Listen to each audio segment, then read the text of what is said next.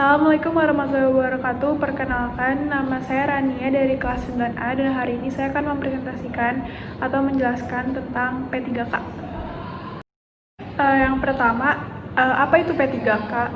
P3K itu pertolongan pertama pada kecelakaan, adalah upaya pertolongan dan perawatan sementara yang harus dilakukan dengan segera yang diberikan oleh orang yang bukan ahlinya terhadap korban kecelakaan atau menderita suatu penyakit secara mendadak sebelum mendapat pertolongan yang lebih sempurna dari seorang ahli seperti dokter, petugas kesehatan, dan lain-lain di puskesmas, rumah sakit, atau paramedik. Maksud dan tujuan dari P3K itu sendiri yaitu upaya pertolongan dilakukan bukan sebagai pengobatan atau penanganan yang sempurna, tetapi hanyalah berupa pertolongan sementara yang dilakukan oleh petugas P3K, petugas medik, atau orang awam yang pertama kali melihat korban tersebut. Nah, terus pemberian pertolongan harus secara cepat dan tepat dan benar dengan menggunakan sarana dan prasarana yang ada di tempat kejadian.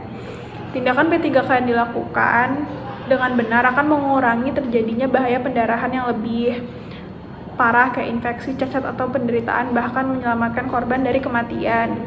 Tetapi bila tindakan P3K dilakukan tidak baik, malah bisa memperburuk kecelakaan, bahkan menimbulkan kematian. Dengan maksud dan tujuan tersebut, maka perlu diperhatikan bahwa dalam memberikan pertolongan pertama jangan sampai salah. Untuk kepentingan tersebut, maka para anggota pramuka perlu memiliki pengetahuan dan keterampilan tentang P3K agar dalam memberikan pertolongan pertama bisa cepat, tepat, dan benar. Untuk mewujudkan hal itu, tentu para anggota pramuka harus melakukan latihan khusus di bawah asuhan para ahli. Next, cara-cara melakukan P3K. Cara-cara yang harus diperhatikan dalam memberikan P3K adalah ini contoh-contohnya. Yang pertama, perhatikan lebih dulu keadaan korban. Apakah terjadi di jalan ramai, di dalam air, di dekat api. Selanjutnya, perhatikan sebab kecelakaannya. Apakah karena tabrakan atau karena kepanasan sinar matahari dan sebab lainnya. Masih banyak lagi. 2. Kemudian, perhatikan keadaan si penderita. Apakah dia mengalami shock, pingsan, mati suri, pendarahan hebat, atau patah tulang, dan lain-lainnya. Yang ketiga, itu tuh kemudian rencanakan tindakan yang tepat yang sesuai dengan tujuan P3K. Yang keempat, segera bawa ke dokter jika tidak mengetahui bagaimana cara menangani pertolongan pertamanya. Kalau nggak tahu cara berikan pertolongan pertamanya, disarankan untuk segera dibawa ke dokter. Terus yang kelima, apabila korban meninggal pada saat itu, hendaknya diberitahu kepada polisi dan keluarga korban. Jadi kalau meninggal pada saat itu, hendaknya langsung dikasih ke polisi atau ke keluarga korban. Sementara mereka belum datang, hendaknya kita menunggu si korban tersebut. Beberapa hal yang perlu diperhatikan dalam memberikan P3K.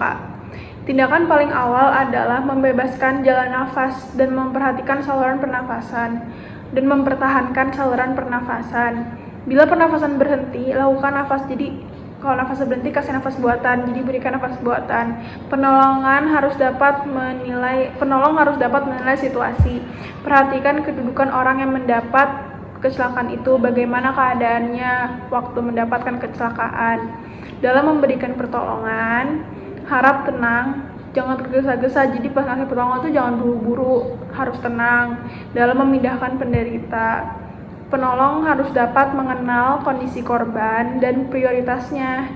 Jadi kita harus tahu prioritas dari korban tersebut. Lakukanlah pemeriksaan menurut kedudukan kecelakaan tersebut.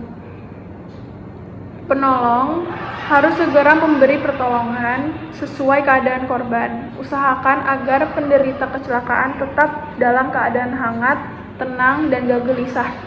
Dia harus tenang. Penolongan tenang, penderitanya juga harus tenang. Usahakan supaya tidak banyak orang yang mengurumuni penderita, jangan dikurumin banyak orang. Jika penderita luka, janganlah sekali-sekali dikasih lihat. Jadi kalau luka jangan dikasih lihat kepada si korbannya. Segera panggil petugas kesehatan atau dokter.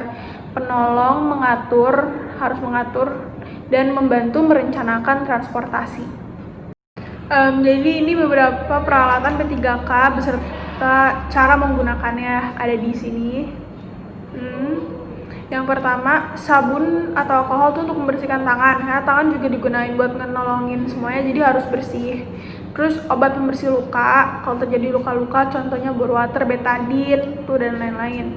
Yang ketiga, itu obat pengurangin rasa sakit kayak paracetamol, terus antalgin gitu-gitu deh, panadol gitu-gitu. Yang keempat, obat perangsang kesadaran, contohnya amoniak, parfum, kalau ini gitu. Kelima, pembalut atau perban, pembalut obat luka umumnya digunakan untuk menutupi luka.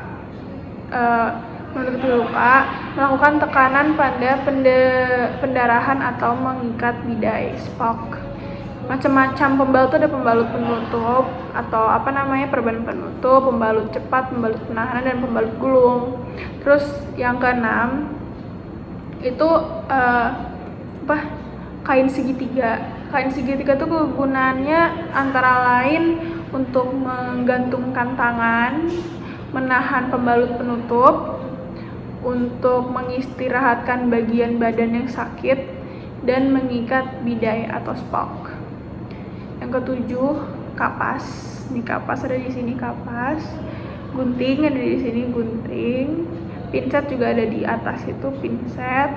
Terus yang ke-11 itu ada bidai atau spok yang tadi juga disebut di atasnya untuk mengikat bidai gitu-gitu. Dan bidai atau spok ini tuh digunakan untuk menolong orang yang menderita patah tulang atau lengan, patah tulang tungkai atau lengan gitulah pokoknya.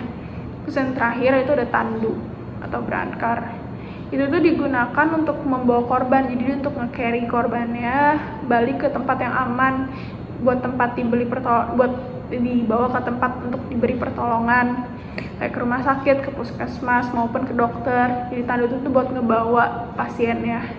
Mungkin itu aja presentasi aku tentang P3K. Kurang lebih mohon maaf. Udah. Assalamualaikum warahmatullahi wabarakatuh.